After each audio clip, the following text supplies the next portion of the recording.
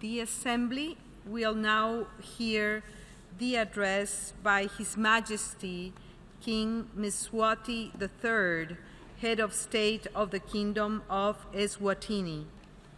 I request protocol to escort His Highness to the podium.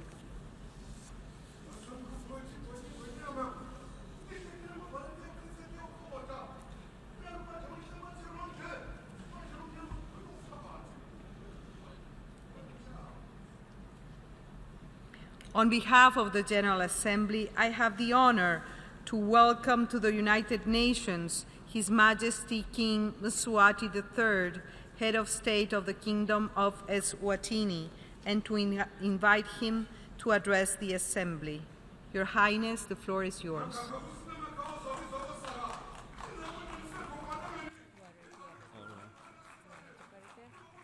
Thank you.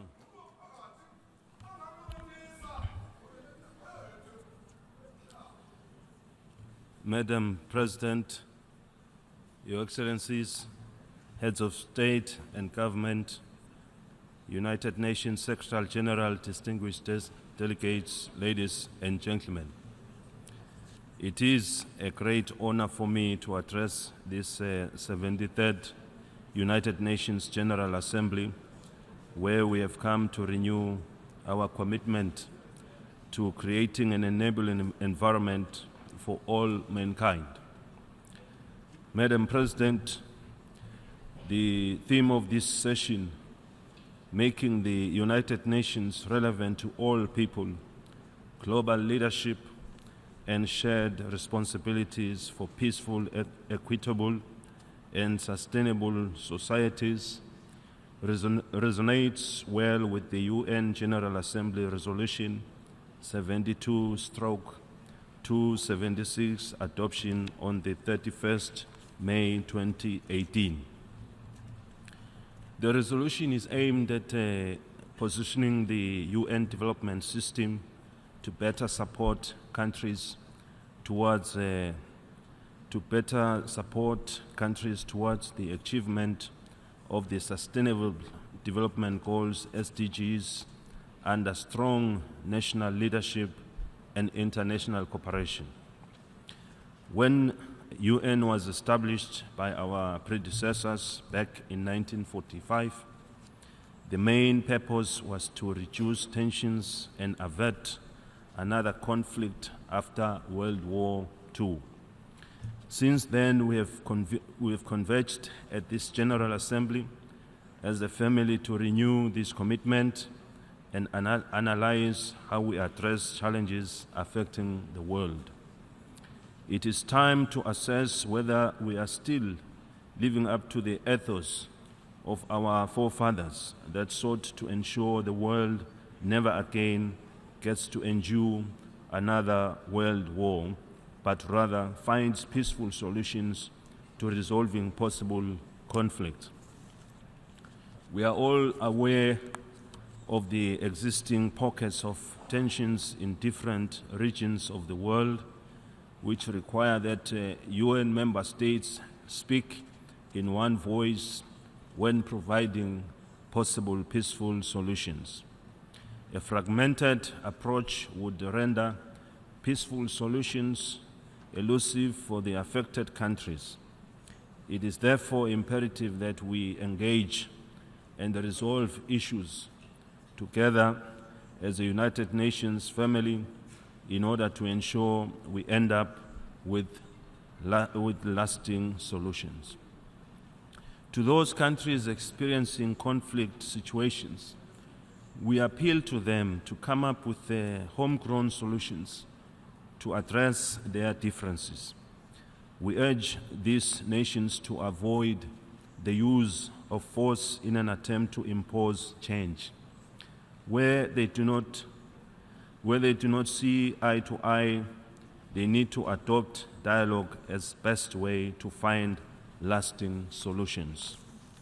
Where there's no loss of blood, unity prevails, whereas violence begets instability. Those who have lost lives and property in conflicts don't forget and their bitterness makes nation-building efforts much harder to achieve.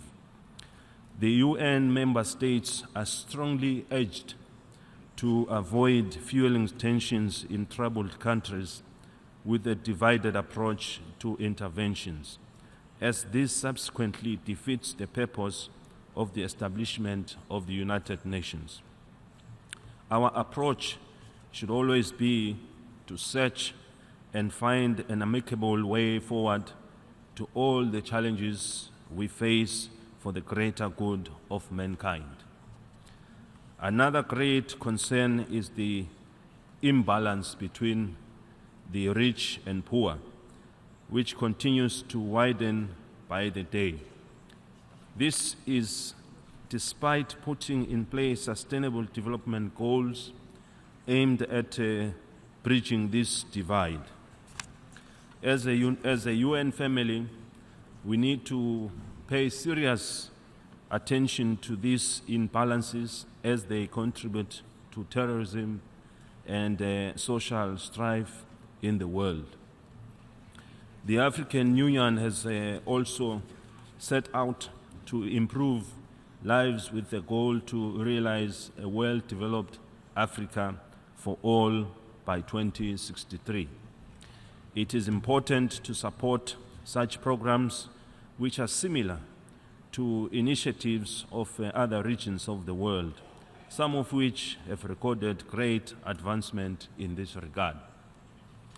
We urge the successful blocs to play a meaningful role in supporting developing countries that have good programs to transform their economies but lack the means to do so. The slow process of development for these countries adds to the burden of failing to cater for the social needs of our people. We need to find ways and solutions to speed up the process of developing sustainable economies in line with our sustainable goals by removing the stumbling blocks to development. It is perhaps time that we engage researchers to look into what developing countries need in order to fast-track economic growth and identify high turnover capital projects that would be best situated to catalyze this endeavor. No country deserves to go for a whole year without investment. There are numerous successful countries that can share their experiences of success. We can use this to assist developing countries in order to ensure that no country is left behind as we strive to achieve our developmental objectives. The African continent remains challenged with various diseases such as Ebola, HIV, malaria, TB, and many others that require large sums of funding to overcome. Africa has taken a resolution to eliminate these diseases within a short space of time. However, without funding, this will remain a challenge. Some of these health issues need further analysis, as in some cases where we have recorded success, we are confronted with the re-emergency of some of them in a more vicious state. It would be remiss of us not to thank and commend the support we receive from members of the UN family to needy countries, especially for health issues in Africa. We need to ensure that every citizen has access to basic needs such as clean water, health, and free primary education. We commend those countries that have reached the level of providing free education. It is only through investing in education that nations may produce a highly qualified citizenry and get to realize their full developmental potential.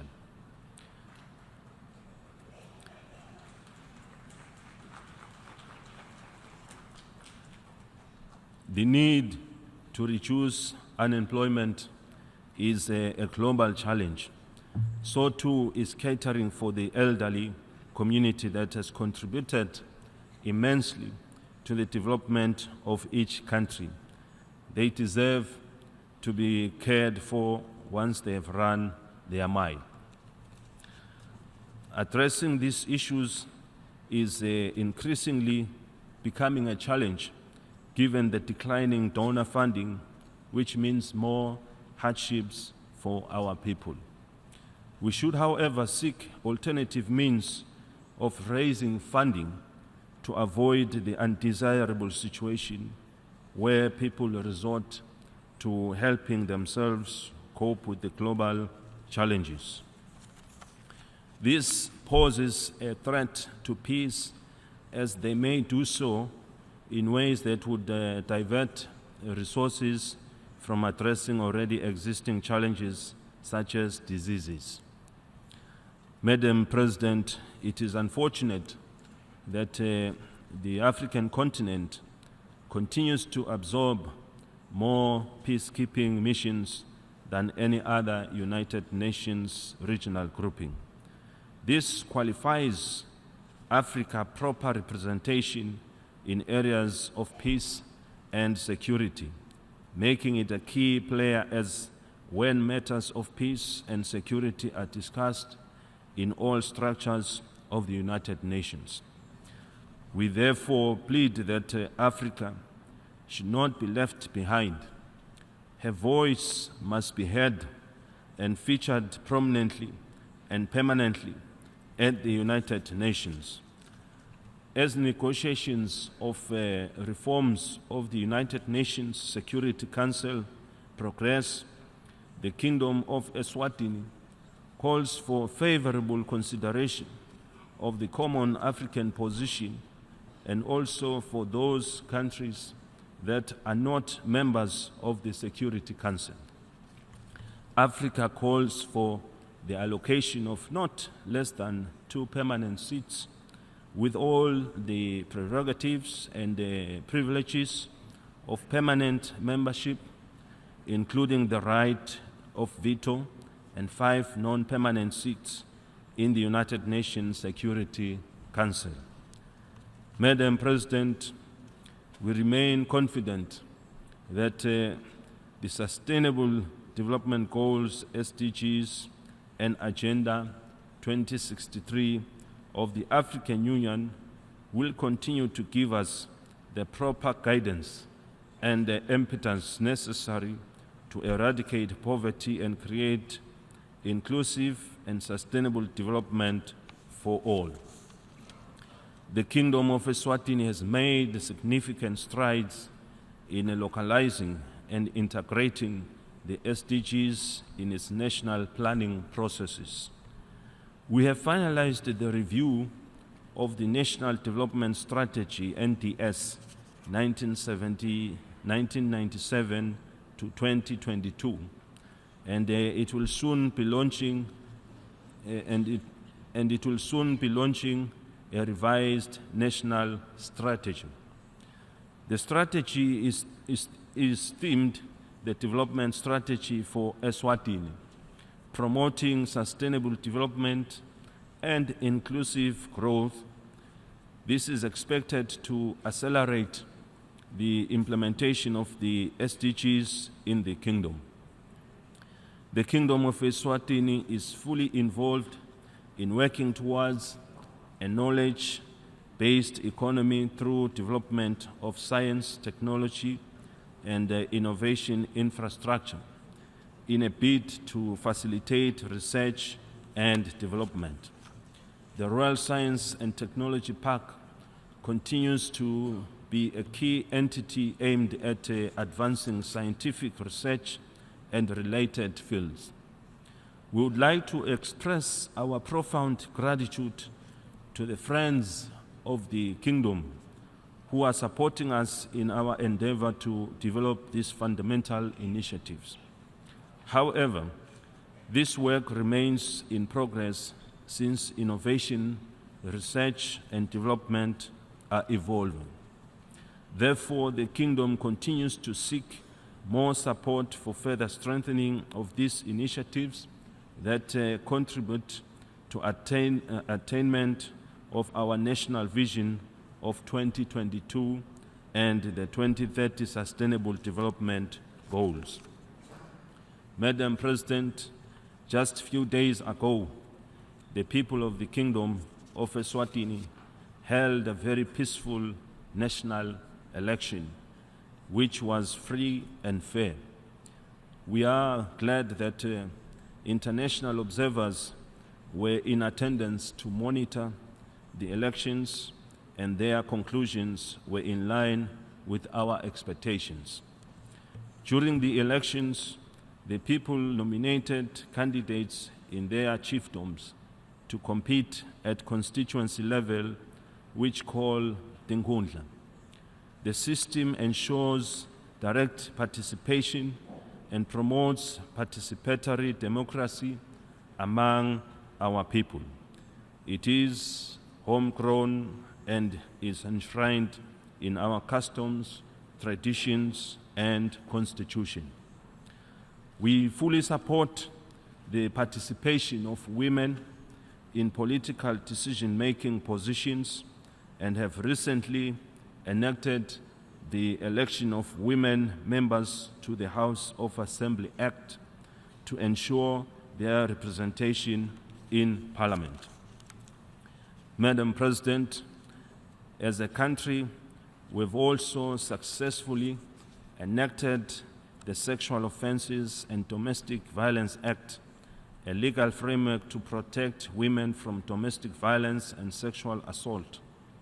This will give effect to relevant international legal instruments, including the United Nations Convention on the Elimination of All Forms of Discrimination Against Women, among others. We are pleased to inform this noble assembly that the Kingdom celebrated her 50 years of independence early this year. We were grateful that the country has been able to champion her development agenda as free nation for 50 years. During this celebration, the nation decided to revert to our original name, which is Eswatini. Since time immemorial, the name for the kingdom has always been Eswatini.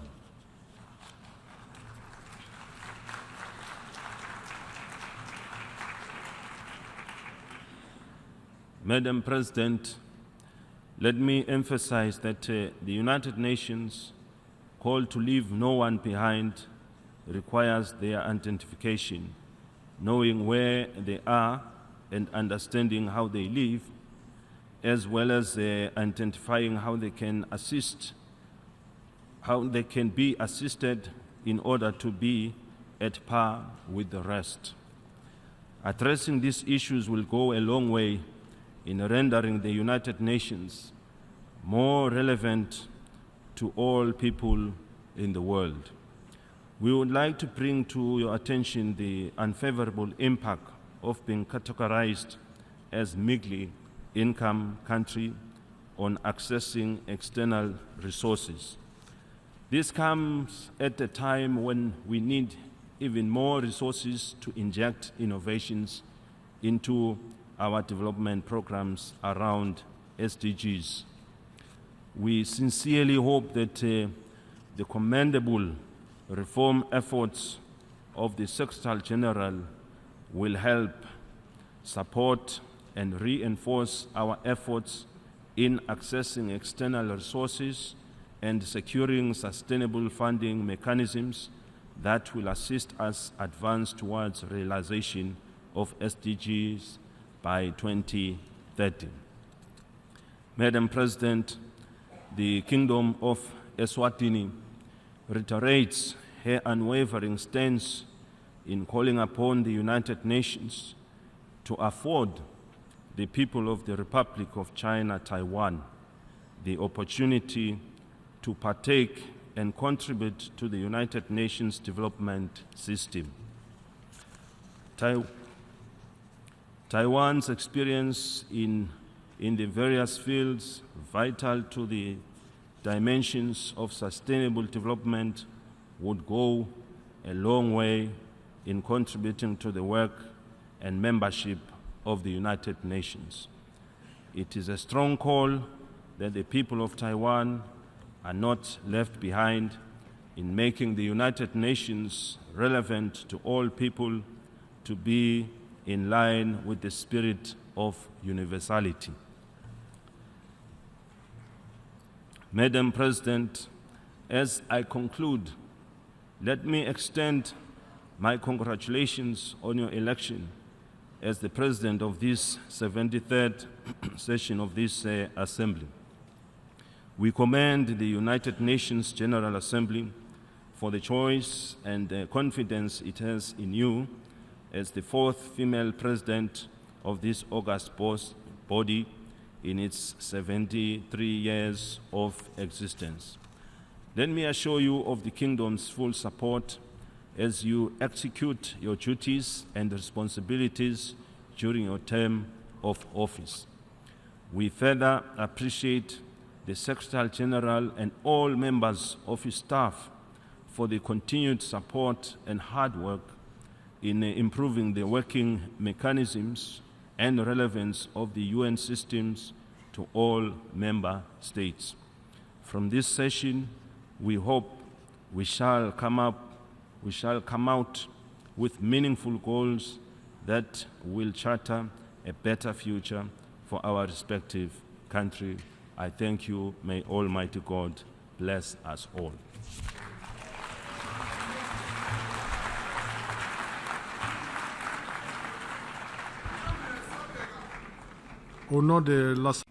On behalf of the General Assembly, I wish to thank His Majesty Kim Mswati III, Head of State of the Kingdom of Eswatini, for the statement just made. May I request representatives to remain seated while we bid farewell to the Head of State.